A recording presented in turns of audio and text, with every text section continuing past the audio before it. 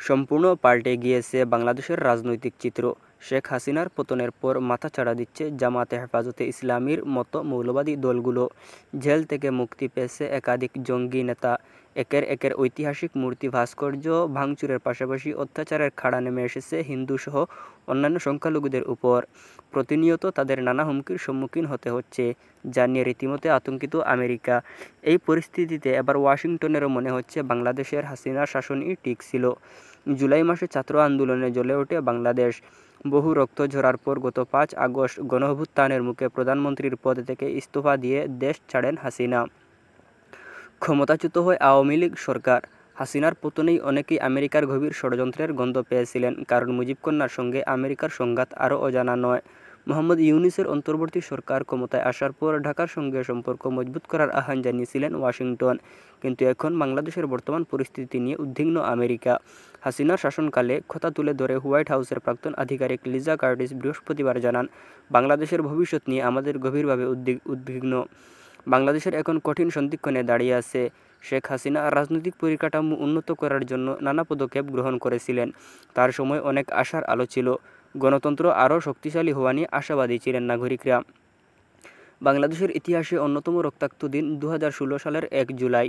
সেদিন রাজধানী ঢাকার গুলশনে হুলি আর্টিজান বেকারিতে ভয়াবহ সন্ত্রাসী হামলা হয়েছিল।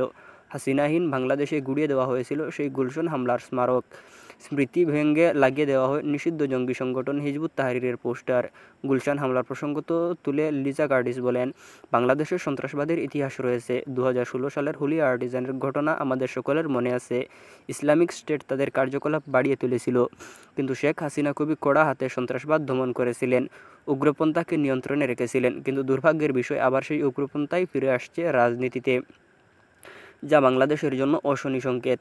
আঞ্চলিক ক্ষেত্রে কিংবা আমেরিকার জন্য এই পরিস্থিতি উদ্বেগের বিষয়টিকে হয়তো সদ্য নির্বাচিত ডোনাল্ড ট্রাম্প অগ্রাধিকার নাও দিতে পারেন, কিন্তু ট্রাম্প এবং তার দলের এ নিয়ে কোনো কিছু করার প্রয়োজন রয়েছে। কার্টিসের এই বক্তব্য থেকে প্রশ্ন উঠে আসছে, হাসিনার উৎখাতে কি তাহলে হাত কামড়াচ্ছে আমেরিকা? প্রসঙ্গত, হাসিনা বহুবার অভিযোগ জানিয়েছিলেন যে তাকে গদিচ্যুত করতে চায় আমেরিকা।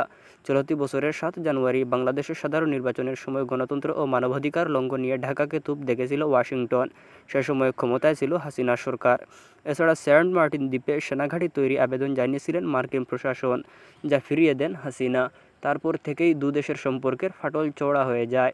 কয়েকদিন আগে আমেরিকাতে প্রেসিডেন্ট নির্বাচন হয়েছে, বিপুল ভোটে জয় পেয়েছেন ট্রাম্প। বাংলাদেশের হিন্দুদের উপরে যেভাবে অত্যাচার হচ্ছে সে কথা শোনা গিয়েছিল ট্রাম্পের মুখেও। তিনি বলেন, হিন্দু, খ্রিস্টান এবং অন্যান্য সংখ্যালঘুদের উপর হামলা চলছে বাংলাদেশে। লাগাতার আক্রমণ করে লুটপাট চালাচ্ছে দুষ্কৃতীরা। সব মিলিয়ে চূড়ান্ত অশান্তি। আমার নজরে থাকলে এমনটা কখনো হতে পারত না। নির্বাচনে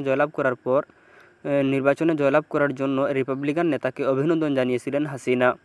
তারপরই জল্পনা শুরু হয়, প্রেসিডেন্ট হওয়ার পরে কি বাংলাদেশের হাল ফেরাতে উদ্যোগী হবেন ট্রাম্প? প্রত্যাবর্তন ঘটবে হাসিনার? এর উত্তর রয়েছে সময়ের গর্ভে।